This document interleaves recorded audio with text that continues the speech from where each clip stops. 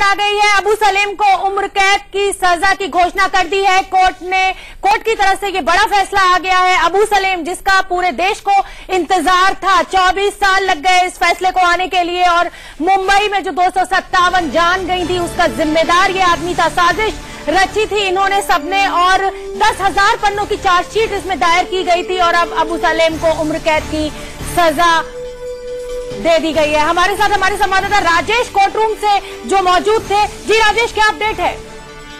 देखिए, अबू सलेम को सजा सुना दी गई है, उम्र कैद की सजा भी थोड़ी देर पहले ही टाडा जज जीए सनप ने सुनाई है। अबू सलेम को दोषी पाया गया था धारा 302 और 120B IPC के तहत, यानी कि हत्या और षड्यंत्र का दोषी माना गया था। और सबसे पहले जज ने उन्हीं धाराओं के तहत अबू सलेम को सश्रम आजीवन कारावास की सजा सुनाई, यानी कि लाइफ इम्प्रिजनमेंट। पूरी जिंदगी अबू सलेम को सलाखों के पीछे गुजारनी पड़ेगी। अभी दूसरे जो सेक्शन है, टाडा के अलग अलग सेक्शन में भी उसे दोषी पाया गया था, उस बारे में जज अभी अपना फैसला सुना रहे हैं कि उन सेक्शन के तहत अबू सलेम को कितनी सजा सुनाई जाएगी। लेकिन सबसे बड़ी खबर यही है कि अबू सलेम को लाइफ इम्प्रिजनमेंट यानी कि उम्र कैद की सजा सुनाई गई है धारा 302 और 120B के तहत, यानी कि हत्या और षड्यंत्र रचने के लिए। इससे पहले करीमुल्लाह ओसान खान को भी लाइफ इम्प्रिजनमेंट यानी कि उम्र कैद की सजा टाडा कोर्ट में सुनाई है। करीमुल्लाह पर भी यही आरोप था जो अबू सलेम पर आरोप था।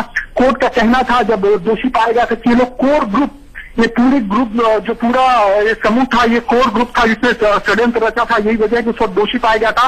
और आज सजा सुनाते वक्त करीमुल्लाह को सबसे पहले उम्र कैद की सजा सुनाई गई है, और दूसरा नंबर अबू सलेम का आया है, उससे भी उम्र कैद की सजा सुनाई गई है। बाकी की जो धाराएं हैं टाडा के तहत, उन धाराओं के तहत उसे कितनी सजा होगी वो जज अभी कोर्ट में फैसला पढ़ रहे हैं। जी राजेश, मेरे ख्याल से यह भी देखना होगा कि उन धाराओं पे जो सजा देती है अदालत, वो साइमल्टेनियसली चलेंगे या सेपरेटली कॉन्जिक्यूटिवली चलेंगे, क्योंकि वो अगर आ जाता है तो मेरे ख्याल से पूरी जिंदगी मरने तक छूटने के कोई चांसेस नहीं रहेंगे अबू सलेम के। जी बिल्कुल, करीमुल्लाह खान को जो सजाएं मिली हैं उसमें कई ऐसी सजाएं हैं जो टाडा एक्ट के तहत, किसी में 10 साल, किसी में 5 साल, किसी में 25 साल। कोर्ट ने करीमुल्लाह को फैसला सुनाते वक्त आखिर में कहा कि ये सजा कंकरेंटली चलेंगी यानी कि साथ में चलेंगी। और अबू सलेम का फैसला जो है अभी सुनाया जा रहा है। पहली जो 2 धाराएं थी 120B और 302 IPC के तहत, उसमें उसे उम्र कैद की सजा सुनाई गई है। बाकी के 2 धाराएं है उसमें भी सजा जो है उसके बारे में अदालत अभी अपना फैसला पढ़ रहा है। जी मनीष जी, बहुत बहुत धन्यवाद। राजेश, आप हमसे हमारे साथ बने रहिए। जैसे ही और लोगों के ऊपर फैसले आते हैं हम फौरन आपके साथ फिर जुड़ेंगे।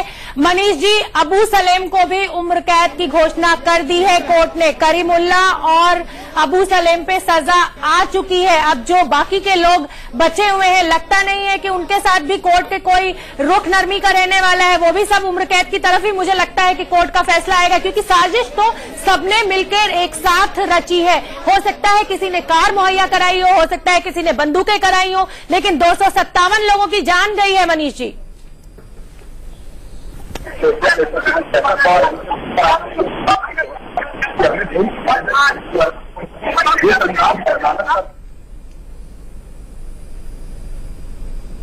पक्ष ने जो कहा था उसको खारिज करते हुए अगर अदालत इस तरह से फैसला दे रही है तो किसी पर भी कोई आकलन करना या कितने साल की होगी ये कहना थोड़ी जल्दबाजी होगी।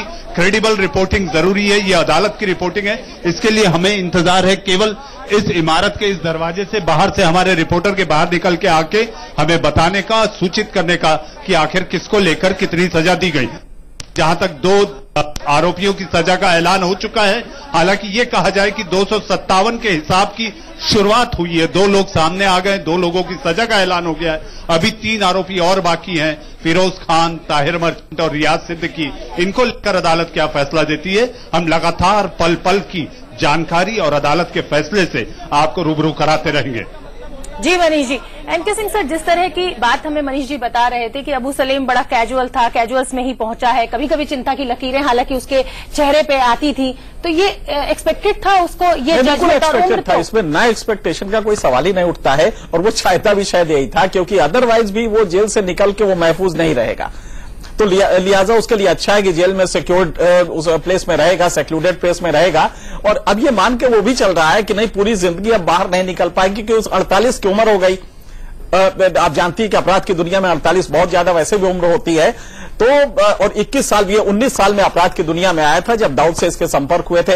एक चीज मुझे जरूर लग रहा है कि जब जजमेंट पूरा आ जाएगा तो जज को यह बताने के लिए कि इसकी कल्पेबिलिटी का मैग्नीट्यूड, इसके अपराध का मैग्नीट्यूड हत्या वाला ही था, मतलब 302 का था, यह हमारी मजबूरी है कि हम प्रत्यार्पण संधि की वजह से जो कमिटमेंट इंडिया ने किया है, जो सॉवरेन विल ऑफ सॉवरेन कहते हैं, वो किया है, उसकी वजह से हम नहीं दे पा रहे हैं। तो ये पूरी तरह से जब उम्र कैद देगा जज, तो जाहिर है कि वो लिखेगा कि नहीं सजा तो उसको वही देनी चाहिए थी फांसी की, लेकिन हमारी मजबूरी ये है कि हम हमारे हाथ बंधे हुए हैं। ये उसमें एक बड़ा पोर्शन होगा और वो इंटरेस्टिंग होगा कि जज उसको कैसे अपने को कि हम इसको सजाए मौत नहीं दे पा रहे हैं ये कहेगा। बाकी लोगों का फेट मुझे लगता है बहुत स्पष्ट है। जो मनीष कह रहे हैं कि ये पूरे केस में इस इशू ये नहीं कि 257 का हुआ, अगर मान लीजिए 2000 का होता तो ऐसा नहीं कि सजा बढ़ जाती। सजा में कल्पेबिलिटी देखा जाएगा और नेचर ऑफ कल्पेबिलिटी क्या है ये देखा जाएगा। तो मुझे लगता है कि डाइल्यूशन नहीं है और अबू सलेम ये मान के चल रहा था कि उसको ये सजा मिलनी ही है और ये सजा वो अपेक्षित भी थी, चाहता भी था। जी आरके कपूर जी, कैसे लेते हैं आप इस फैसले को? देखिए, कोर्ट का जो व्यू लग रहा है कि कोर्ट ने सख्त व्यू अपनाया तो है, क्योंकि इसमें मिनिमम 5 साल की सजा है और जब कोर्ट ने लाइफ इम्प्रिजनमेंट सुनाई है, इसका माने ये हुआ कि कोर्ट ने मैक्सिमम इम्प्रिजनमेंट जो थी वो सुना दी है। इसका माने ये हुआ कि कोर्ट ने सख्ती का रुख तो अपनाया है। हालांकि कोर्ट ने अगर डेथ पेनल्टी उसके अब्दुल सलीम को छोड़ के बाकियों को नहीं दी है, तो इसका माने यह है कि कोर्ट को एविडेंस भी देखना होता है और एविडेंस के बाद अगर कन्विक्शन हो भी गई है, उसके बाद बाकी मुद्दे भी देखने होते हैं। जो डिफेंस का अपने आर्ग्यूमेंट्स हैं, सजा कम क्यों होनी चाहिए, लीनियंसी क्यों होनी चाहिए, और यहाँ फिर प्रोसिक्यूशन का जो बयान होता है कि उनको मैक्सिमम सजा क्यों देनी चाहिए।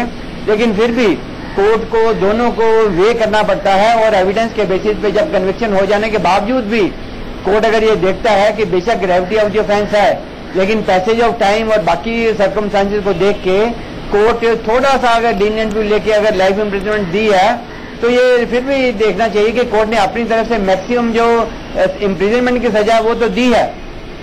तो मुझे लगता है कि ये लाइफ इम्प्रिजनमेंट देनी चाहिए थी, वो कोर्ट ने दे दी है। डेथ पेनल्टी के लिए ऑलरेडी आपको पता है कि काफी व्यूज चल रहे हैं कि डेथ पेनल्टी होनी चाहिए कि नहीं होनी चाहिए, वो चर्चा काफी दूर तक जा रही है। वो बात अलग है, कल को अल्टीमेटली क्या डिसाइड होता है बाकी कंट्रीज को देखने के व्यूज को देखने या बाकी कंट्रीज की पोजीशन, लीगल पोजीशन देखने के बाद। लेकिन आज की डेट में जो लाइफ इम्प्रिजनमेंट हुई है, मुझे लगता है बिल्कुल मुनासिब जजमेंट है और ये डेटरेंस है। कोर्ट एक मैसेज देना चाहता है कि अगर कोई भी ऐसा एक्टिविटी करेगा तो मिनिमम लाइफ इम्प्रिजनमेंट तक उसको दी जा पाएगी। हालांकि लॉ के हिसाब से मिनिमम 5 इयर्स है। जी एनके सिंह सर सुन रहे थे आरके कपूर जी को, वो कहते हैं कि भाई लाइफ इम्प्रिजनमेंट मतलब कहीं ना कहीं वो सेटिस्फाइड नहीं दिखे इस फैसले से। नहीं, कपूर साहब बहुत वैलिड लॉजिक दे रहे हैं कि सही बात है कि इसमें अगर आपने अबू सलेम का तो हम मान सकते हैं हाथ बंधा हुआ है, लेकिन बाकी लोगों में आपके हाथ नहीं बंधे हैं। लिहाजा अगर आपने सजाए मौत नहीं दी है तो वो फैक्टर्स क्या क्या हैं वो कोर्ट को बताने पड़ेंगे, क्योंकि तब ये माना जाएगा कि स्लाइटली लीनियंट व्यू रहा है। लेकिन मुझे लगता है कि कोर्ट को बहुत सारे फैक्टर्स देखे ना, और कल्पेबिलिटी के भी स्टेजेस होते हैं। उसमें 2 डॉक्ट्रिन है क्रिमिनल जस्टिस में। एक है कि भाई अगर आपने मालूम था कि इसका मैग्नीट्यूड क्या होने जा रहा है तो आप भले आप सप्लाई। जी मैं 1 मिनट रोकूंगी, मनीष जी कुछ कहना चाहते हैं। जी मनीष जी, क्या अपडेट है? तीसरा फैसला रियाज सिद्दीकी को 10 साल की सजा सुनाई गई है। तीसरा फैसला जीए सनब की अदालत ने, टाडा कोर्ट ने 10 साल की सजा रियाज सिद्दीकी को। ये तीसरी खबर टाडा कोर्ट से 1993 धमाकों को लेकर। बिल्कुल, हम अपने दर्शकों को बता दें कि रियाज सिद्दीकी पर एक्सप्लोसिव लाने के लिए अबू सलेम को अपनी कार देने का दोष लगाया गया था कोर्ट में और वो साबित हुआ है और अब उनको 10 साल की सजा कोर्ट ने सुना दी है। इसी कार में ऐसा कहा जाता है कि गुजरात से महाराष्ट्र जो है वो एक्सप्लोसिव, आरडीएक्स, बंदूकें वो सब लेके ये मुंबई पहुंचे थे और उसके बाद इन धमाकों को अंजाम दिया गया था। कोर्ट ने इनको 10 साल की सजा दी है। हमारे साथ जी जी, ये जो फैसला आया है थोड़ा ये जो फैसला आया अबू सलेम को, अबू सलेम को लेकर मैं नहीं हूँ, मैं क्या हुआ नहीं, तब भी आप कैसे